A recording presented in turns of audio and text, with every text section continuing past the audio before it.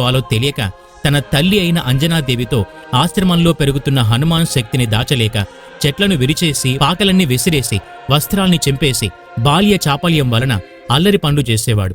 హనుమాన్ అల్లరి తట్టుకోలేని అక్కడి మునులందరూ అతని శక్తి అతని మర్చిపోవాలని శాపమించి తిరిగి అతని శక్తికి ఆవశ్యకత సమయంలో అతని శక్తి అతని గుర్తుకొస్తుందని చెప్పారు.